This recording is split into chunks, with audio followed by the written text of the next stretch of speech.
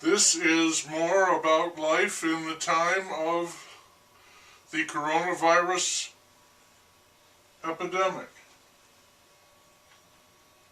In the aftermath of the Capitol building takeover, they are now calling it a rampage. We have many people saying that if there had been more black or brown people present, there would have been more shooting and killing. The PM is one who said this, referring to a message from a granddaughter. I wonder if it is true, and if it is, would the shooting be traced to skin color or behavior? Namely, a refusal to obey orders to disperse. The conclusion in the PM's speech is that they would have been shot and killed simply because of their skin color, for no other reason. It's those goddamned, bloodthirsty, racist cops.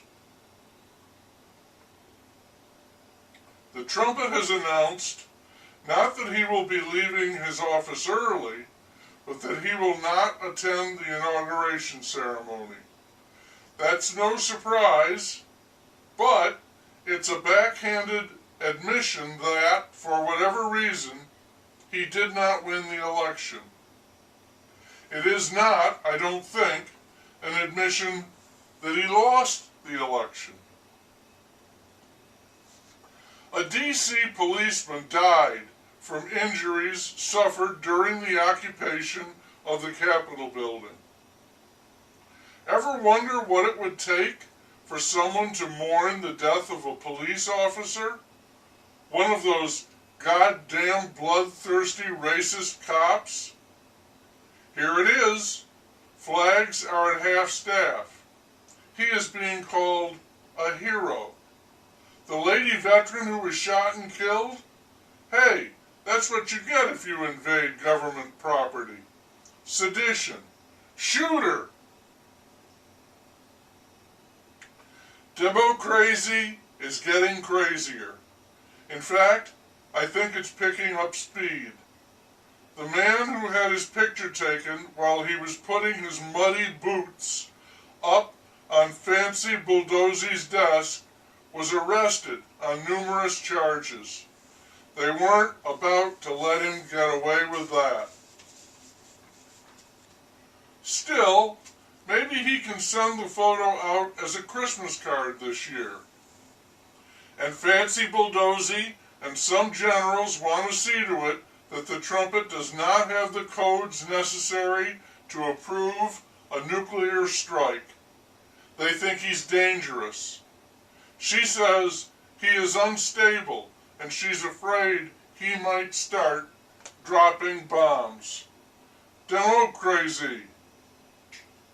And, by the way, to all the people who said there was no possible way that this year could be as bad as the one just passed, welcome to 2021.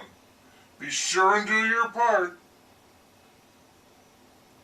Sensing the collapse of his support, Fancy Bulldozzi is full speed ahead for impeachment of the trumpet. She would love to post his head on a stake. Even worse for him, Twitter shut down his personal accounts, several of them. And the PM chimes in that he is not fit to lead. The trumpet is like Caesar, embattled, alone, a huge target. 5 people died in the Capitol takeover, and 50 have been arrested, with more to follow. If 5 people died, it was not a peaceful protest. But I should say that 5 deaths have been reported. As with everything now, this is hearsay. I don't know how many people died. I don't trust that report. Do I know for certain that 5 people died? No. Is it important that I believe that 5 people died? Yes. Those deaths, not just a massive protest, but 5 deaths, can be attributed to the trumpet, his rampage, so it becomes impossible to defend or support him. The question for me remains CoVid numbers, election numbers, and now these protest death numbers.